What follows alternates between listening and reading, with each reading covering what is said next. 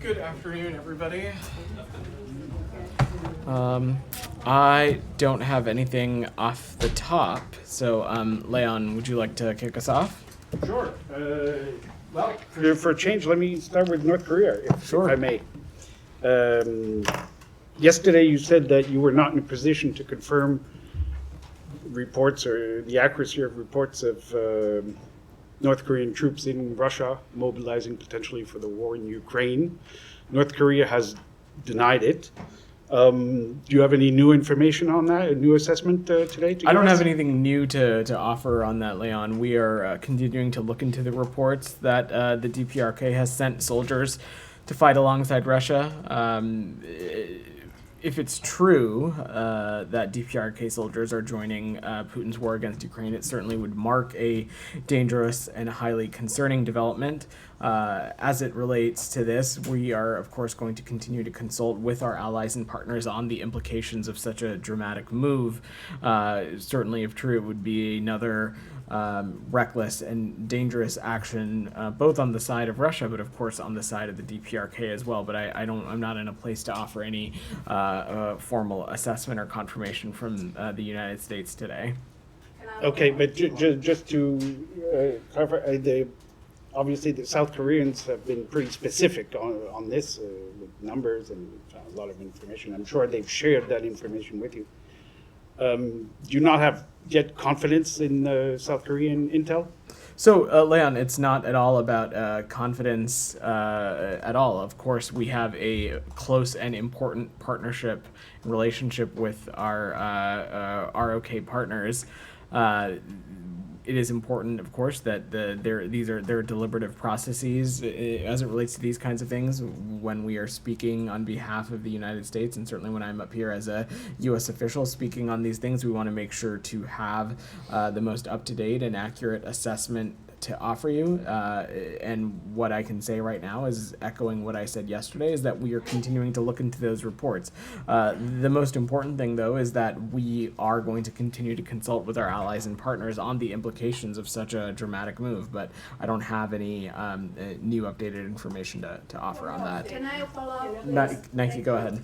I will get to you guys. Go ahead. Follow on Leon's good questions. So South Korea said it will consider providing Ukraine with weapons for defense and attack. Would you like to comment? So look, I would defer to the Republic of Korea to speak to its own issues regarding its security assistance to Ukraine.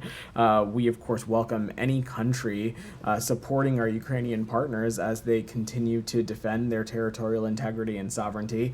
If you recall, Nike, since the onset of Russia's aggression, we have rallied a coalition of more than 50 countries to Ukraine in its defense against Russia's brutal aggression, and will continue to work with our allies and partners to strengthen Ukrainian defense, as well as build its institutions and support Ukraine's Euro-Atlantic aspirations.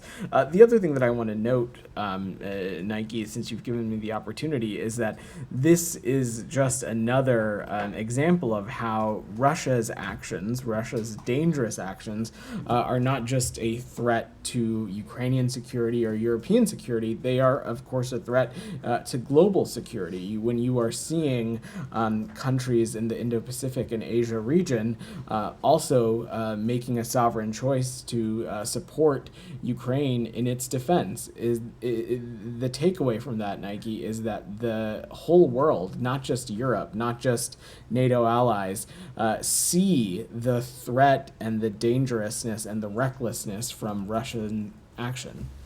South Korea, Jenny. South Korea government Thank also you. said it will Hold on. consider sending military intelligence personnel to Ukraine to help assess the battlefield tactics. I and just also- wouldn't I have anything to offer on that. I would let the ROK speak to that, and of course these are ultimately sovereign decisions for them. Jenny, go ahead. Thank you. Yeah. Same topic in the North Korean's military troops.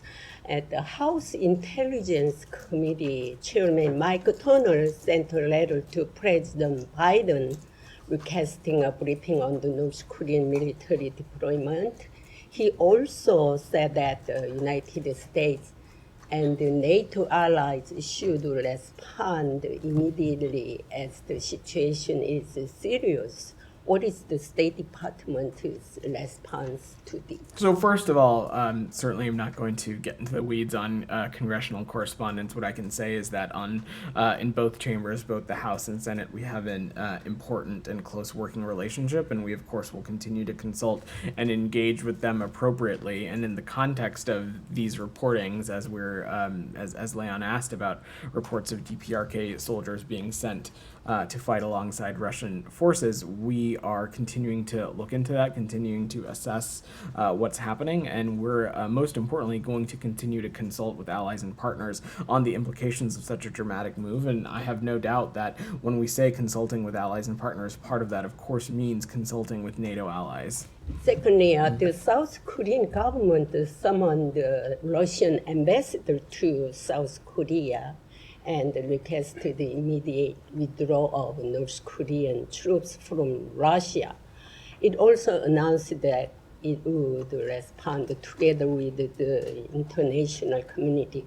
How does the United States agree to this, and what are the US's own countermeasures? So look, this is ultimately, I will let the Republic of Korea speak to its own diplomatic engagements and the engagements that it might have with countries in which it has a bilateral relationship. But I think what we are seeing in practice and what we're seeing as action is countries making it very clear that it can no longer be business as usual with the Russian Federation, and that we are seeing time and time again them taking reckless and destabilizing actions, them infringing on Ukrainian territorial integrity and sovereignty, which, as I just said to Nike, is of course not just a threat to Ukrainian security and European security, but it is of course increasingly of concern to countries in other parts of the world as well. In this example, the Republic of Korea. Alex, Thank you. Just to press you a little bit more on Leon's question. The British government, your I-5 ally, yesterday said that it's highly likely, quote unquote, that North Korea is sending troops for Russia to fight in Ukraine. Are you telling us that they know something that you might not know? Alex, I am saying that there is a process in place, and there are. It is.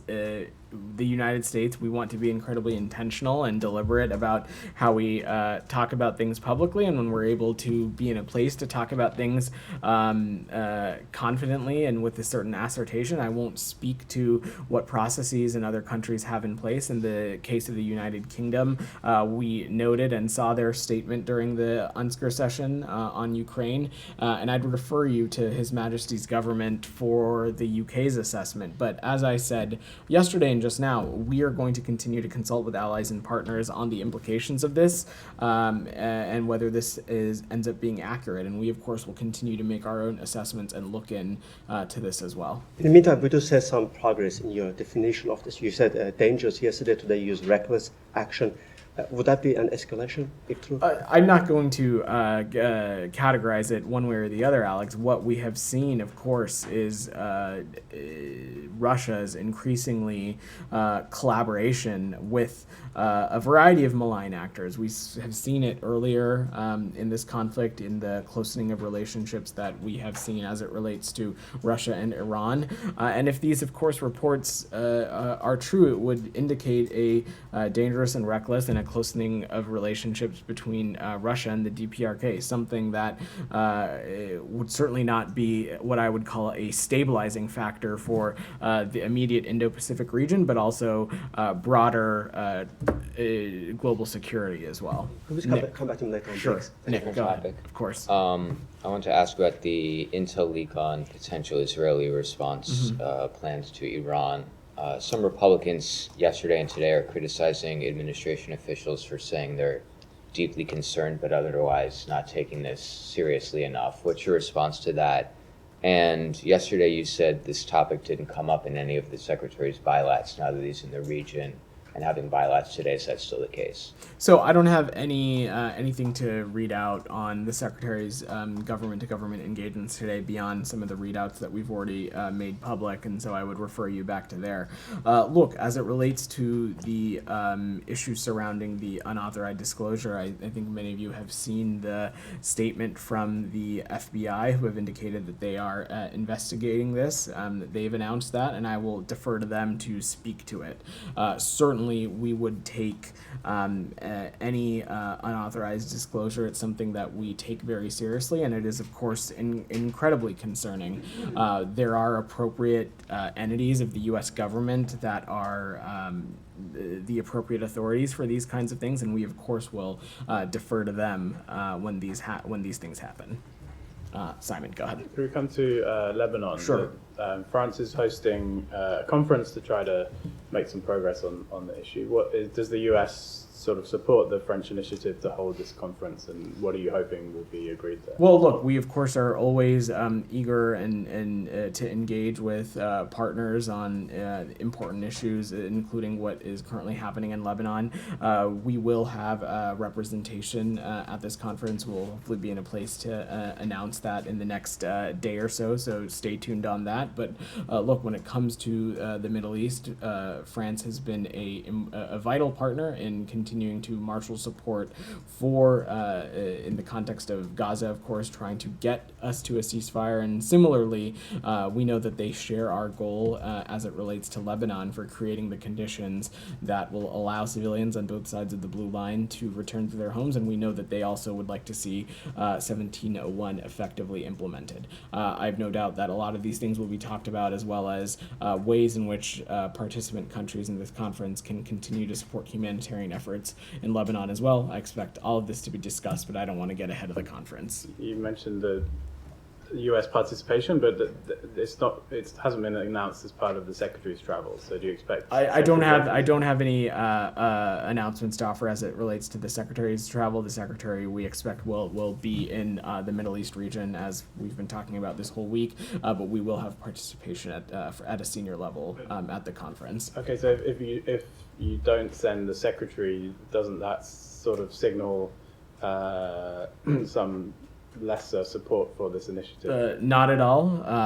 We will have senior level representation, and I will say that this is something that the Secretary himself will continue to be personally engaged on. He's certainly talking about the issues surrounding Lebanon while he is on his travel. He is talking about it with important counterparts and interlocutors, and whatever our representation ends up looking like in Paris, we of course will be very latched up with the totality of the department. And again, I think we kind of get into this back and forth of whether just simply present somewhere indicates any kind of prioritization, and that certainly is not the case. This is a priority for the Secretary. The Secretary is on travel in other parts of the world right now, but this is a vital issue to him, and we will make sure that there is senior level representation from the United States at it. And if the other countries there, specifically France, would like to see a ceasefire, your position, as most recently, seems to be that you're not calling for an immediate ceasefire. So,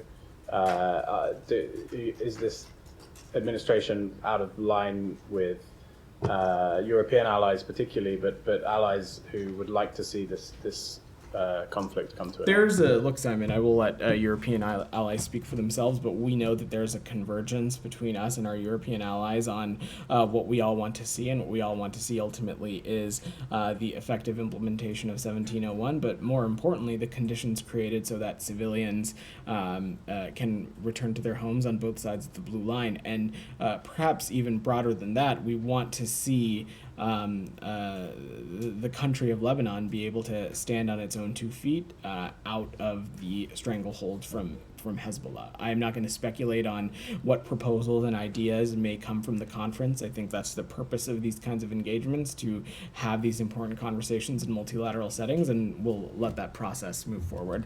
Jenny, go ahead. I want to ask about the Israeli strike near a hospital in southern Beirut. Does the U.S. have comment on this strike that killed more than a dozen people and left dozens more injured. So I've seen that reporting, Jenny. I don't have any specifics that I can offer as it relates to that operation. We of course will let the IDF and the Israelis speak to the kinds of operations that they are conducting. But look, we have been as clear as we have been that when it comes to operations that the IDF is undertaking to degrade Hezbollah, which we of course support, that every possible measure needs to be taken to minimize impact on civilians, to minimize civilian casualties, and that one step beyond that, every possible measure needs to be taken so that civilian infrastructure, whether it be hospitals, schools, anything in that category, that impact on that needs to be minimized as well. We have asked the Israelis for additional information as it relates to this particular strike, but I don't have anything to offer as it relates to that. I think let's also not lose sight on the fact that Hezbollah is a terrorist organization that does have deep-rooted infrastructure in various corners of Lebanese society, and part of that has included Hezbollah co-locating itself with civilian infrastructure. Again, as it relates to this particular hospital, I don't have any insight that I can offer from up here, but this is something we'll continue to engage on directly with the Israelis. Will the U.S. conduct its own investigation into whether every possible measure was taken here to protect civilians? Broadly speaking, Jenny, we have measures and levers and processes in place to ensure that international humanitarian law was abided by, that civilian harm was minimized in whatever way possible. I certainly wouldn't speak to that in these settings, and we would not necessarily open our own investigation at this point. Has there been any investigations into whether Israeli measures in Lebanon or Gaza have taken every possible I measure just to wouldn't protect speak to civilians? ongoing Whether or those deliberative have- processes. Can We you say have whether any of those have wrapped up? We have talked about the tools that the United States has at its disposal to do this work. Basically, since the onset of October 7th, I know this group is quite familiar with them, whether they be CHURG, whether it be the Leahy process, whether it be the conventional arms transfer policy, and various other things. All of those are active, ongoing things that the United States continue to have at its disposal to assess circumstances around any country in which we have a security relationship with. And that, of course, is going to continue and will always be effective implementers of U.S. law. Leon, I saw you. I'll pass. Okay. Can I just ask quickly one more? Yeah. Did the Secretary get any commitments from the Israeli government today that they would increase humanitarian aid to northern Gaza after the letter last week? The Secretary in his readout, which I know you all saw, was pretty clear in his readout that there are still many things and many progress markers that we need to see as it relates to the flow of humanitarian aid. I don't have any specific commitments to outline beyond what was in the readout. I asked because the Israelis don't make any mention of it in their own readout of that meeting. Well, look, I am not a spokesperson for them. I'm a spokesperson for the U.S. government, and it is something that the Secretary has placed significant emphasis on, both in the letter from earlier in the month, the letter from April, but also the consistency at which the Secretary has raised humanitarian aid. And the Secretary made very clear that there are continued areas where we need to see market improvement. Michelle, and then I'll come to you, Said. Michelle, go ahead. Yeah, thank you. Yeah. Does the U.S. still consider the UN Security Council Resolution 1701 as the only solution for the war between Israel and Hezbollah? We certainly do, and I know that there's been a lot of interest in 1701 over the past couple of days, and perhaps a little bit of misunderstanding in how. Or misinterpretation in how it's being discussed. So let me just be unequivocally clear. What we want to see is the effective implementation of 1701. We think that it is vital and it can help create the conditions that will ultimately allow civilians on both sides of the blue line to return home. The Secretary has been clear about that. I know, Michelle, you always like to ask about what Special Envoy Hochstein has has been up to. It's something he has been very clear about in his travels and in his engagements as well. The Secretary reiterated that with the Prime Minister, as you saw in the readout that the travel team just put out, and it's something that we will continue to stress. Ultimately, what we want to see here is conditions that will allow civilians to be able to return home, and beyond that, get the government and country of Lebanon to a place where it is out of the stranglehold of Hezbollah and able to stand on its own 2 feet, be in a place where it can select a new president.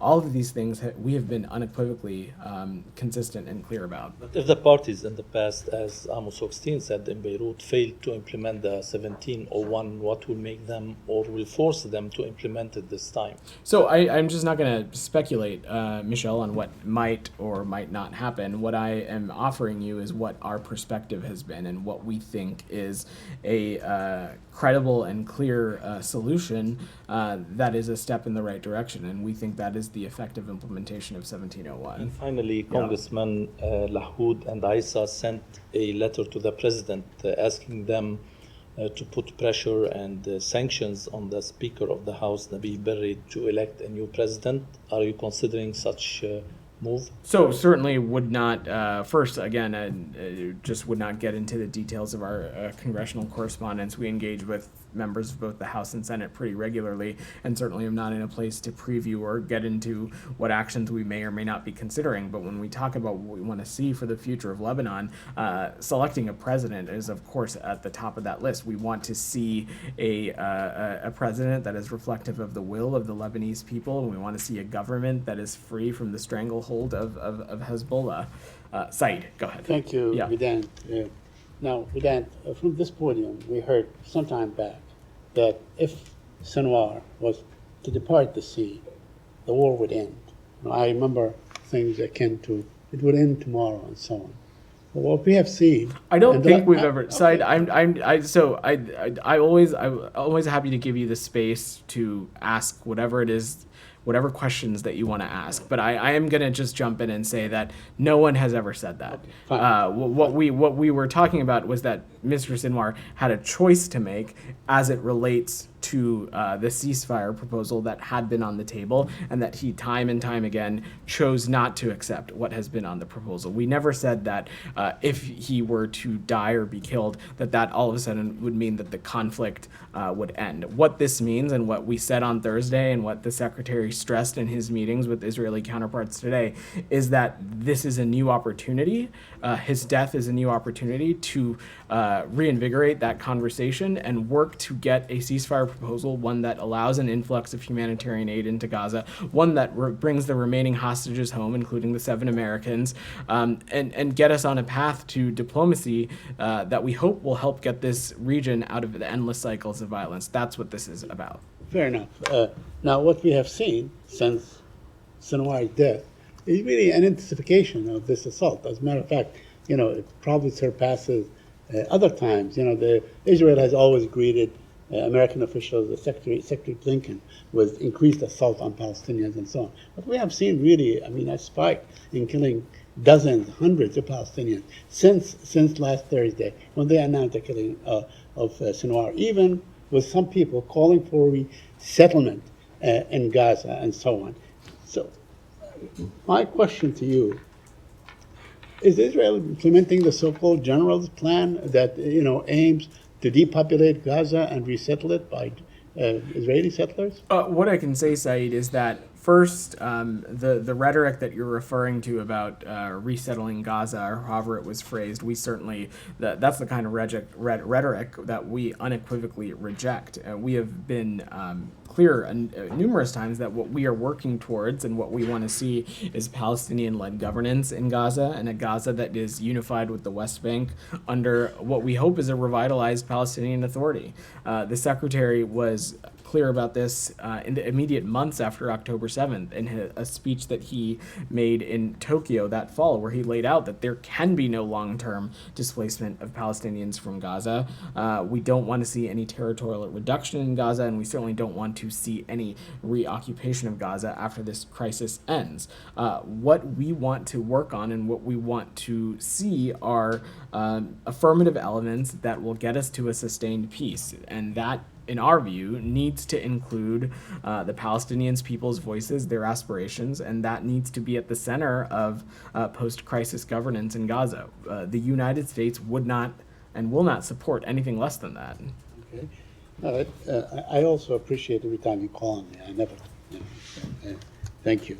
I wanted to ask you about Palestinians have been accusing the Israeli military of using detainees as human shields in Gaza. I wonder if you're aware of these reports and if you are doing anything about it, about investigating this issue. So we've spoken to this a little bit before, Saeed. These reports are incredibly disturbing, and if they are true, they are completely unacceptable. We're still gathering information, but as we have said before, civilians need to be protected, and Israel has a responsibility to investigate credible allegations of violations whenever they arise. And how will you determine if it's true or not?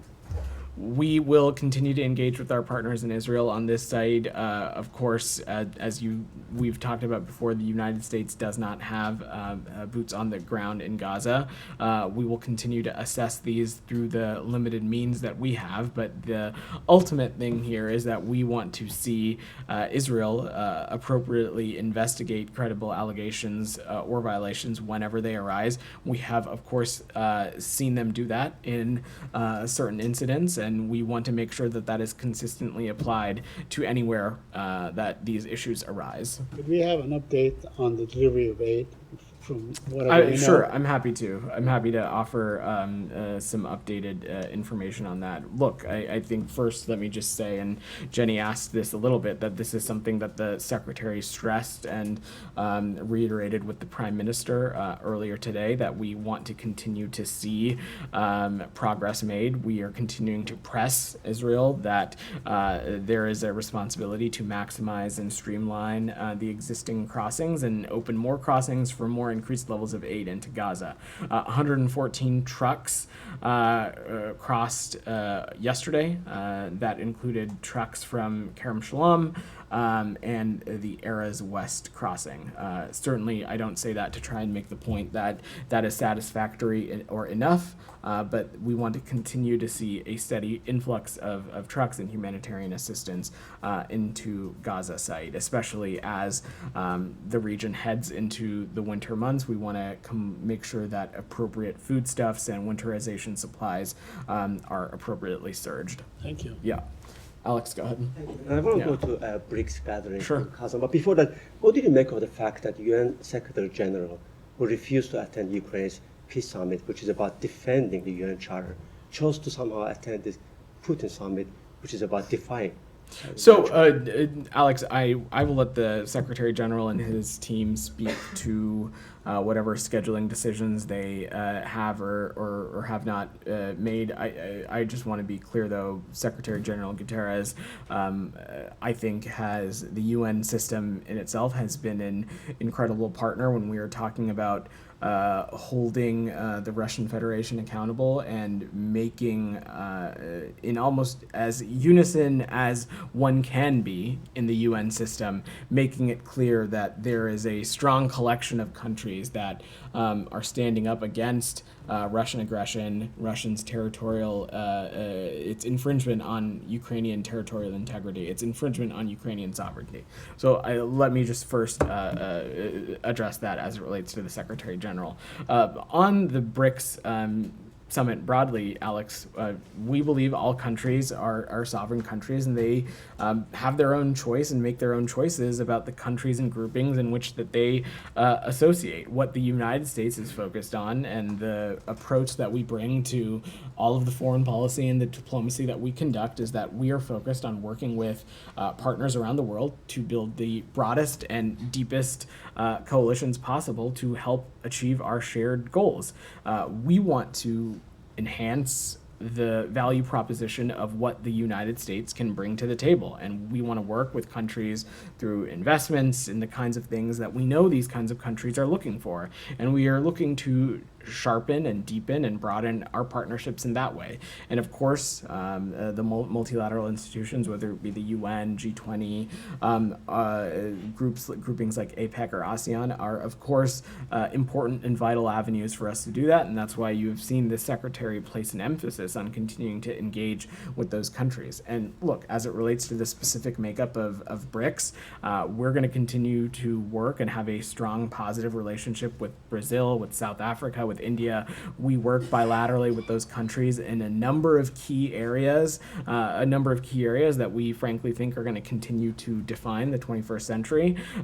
When it comes to China, our goal and our intent is to continue to manage that relationship and manage that relationship responsibly, manage our competition with China responsibly. That is what we know that the rest of the world expects of superpowers. And lastly, as it relates to Russia, we will continue to push back on Russian aggression and make clear to any country on the planet that it can no longer be business as usual with the Russian Federation. As you know, there's some newcomers in the room. You know, Azerbaijan is one of them. Kazakhstan was punished for not joining.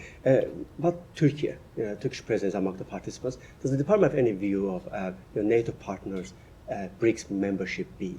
No, this is an issue for our Turkish partners to speak to. Turkey is an important and vital NATO ally, and as I said at the beginning, we believe that countries are able to chart their own foreign policy and choose whatever countries and groupings in which they associate. And finally, for me, speaking of Turkey, Turkish Parliament today, the government has reintroduced a law called "quote-unquote" agent of influence, which is another copycat of Russian foreign influence law, foreign agent law. Do you have any position on that? I'm not very familiar with that, Alex, but I'm happy to check with the team and see if we can get something back for you. Go ahead. Thank you, Vedant. Pakistani Prime Minister Shehbaz Sharif has made an appeal to President Biden for the release of Dr. Afia Siddiqui, who is in U.S. prison for attempting to kill American officials in Afghanistan. How would you respond to that request? So first, I certainly wouldn't get into private diplomatic communications, and on the case itself, I would refer to the Department of Justice to speak to any inquiries regarding Dr. Siddiqui's incarceration. Sure. Police in southern Pakistan have shot at a doctor accused of blasphemy, and it's not just killing. After he was killed, a violent mob dragged out his dead body from a car and burnt it to death in front of his family. How much are you concerned about the rise of religious extremism in Pakistan? We uniformly oppose blasphemy laws everywhere in the world, and that, of course, includes in Pakistan. We believe that these laws jeopardize the exercise of human rights and fundamental freedoms, including the freedom of expression and the freedom of religion or belief. We regularly raise these concerns with countries around the world, including, of course, Pakistan. So last question. Media reports suggest that the United States has communicated to the Indian government that it seeks meaningful accountability regarding the alleged murder plot of a Sikh activist in New York. Could you confirm if that kind of message sent to India, or what was their response? So to take a step back, there was valuable engagement with India's inquiry committee last week, and information was exchanged between our two governments to further our respective investigations. We understand that the Indian inquiry committee will continue its investigation, and we expect to see further steps based on last week's conversations. We continue to expect and want to see accountability based on the results of that investigation, and certainly the United States won't be fully satisfied until there is meaningful accountability resulting from that investigation. Beyond that, I'm just not going to address this in further detail, given that this is an issue that is active and remains under investigation and ongoing under both of our countries. Go ahead. Thank you very much, Vedant. Just two questions, sir. Today, this one senator resigned from Pakistan Senate. He was on dialysis, and he said that while he was picked up by the powerful, usually by the powerful, they mean the establishment, the military of Pakistan. He said while he was picked up, he was given dialysis even twice during that 5-6 days time. Do you have anything to say? Are you even aware about it? I'm not aware, and I really don't have anything to offer on that. Jackson, just one more go question. ahead. You got two yesterday. Go ahead, Okay, Jackson. Thanks, Vedant. There's a report that Aryan Tabatabai was the leaker of the documents purporting to show Israel's plans to retaliate against Iran. Can you confirm? I certainly wouldn't speak to that from here. As I said in a response to Nick's question earlier, the FBI has announced that they are actively investigating the unauthorized disclosure, and I will ultimately defer to them to speak to that further. Did the Secretary discuss the leaks during his visit to Israel? I don't have anything else to offer as it relates to the Secretary's engagements beyond what was in the readout. Go ahead. Thank you. Yeah. Thank you. When it comes to intel analysis, South Korea and the United States have been very in lockstep and very close coordination, especially about North Korea's military activities. And this time, there seems to be some difference. And you said it's not about confidence in South Korean intelligence. Then are you rejecting the notion that there is a discrepancy in intel analysis between Seoul and Washington about North Korean deployment? I'm just not going to speak to the process, the intelligence processes that we have in place. Let me just be unequivocal about this. When it comes to the Indo-Pacific, when it comes to our priorities around the world, our relationship with the Republic of Korea is one of the most vital and one of our most consequential and important relationships. They are a partner in a number of key areas, especially when it comes to our broader and ultimate goal of seeing peace and stability across the Indo-Pacific. Our partners in Korea are integral to that goal.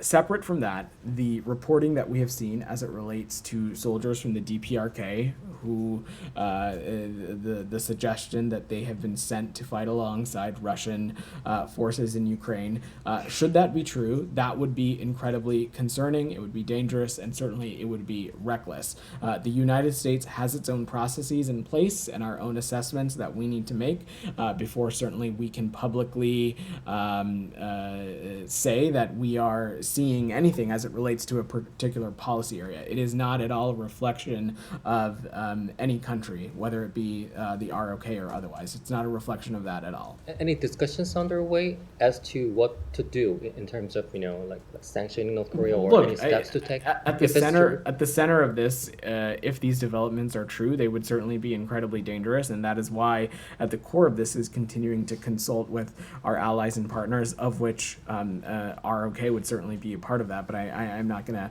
preview any actions we may or may not take. Thank you. Go ahead. Do you know how many aid trucks arrived in northern Gaza over the weekend up until today?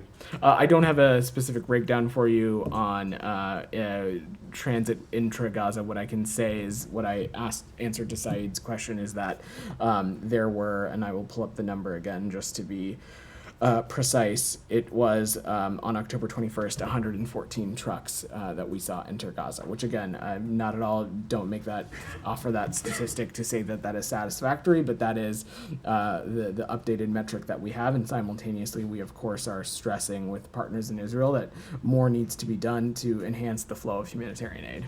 I asked because a journalist yesterday on the ground in northern Gaza yesterday told me that an UNRWA facility in Gaza City had received 7 trucks containing flour and canned goods, but which have yet to be distributed, but received no water. I don't know what you do with flour without water, but they're having a hard time even distributing these because of the ongoing onslaught there. I'm just going to stop you right there. We are not at all saying that the situation has improved or that the situation is satisfactory. Far from it. We have, in the immediate days following the letter that Secretary Blinken and Secretary Austin sent, we saw some important steps in the right direction as it relates to particular border crossings. Those were good positive signs. I can say that on October 21st, 114 trucks made its way into Gaza, but of course we are continuing to see challenges as it relates to ensuring that aid is getting to where it needs to go within Gaza. That's something that we are continuing to work closely on with partners in Israel, NGO partners, and international organizations, and that's something we'll continue to stress. All right, everyone, we're going to wrap there. Thanks.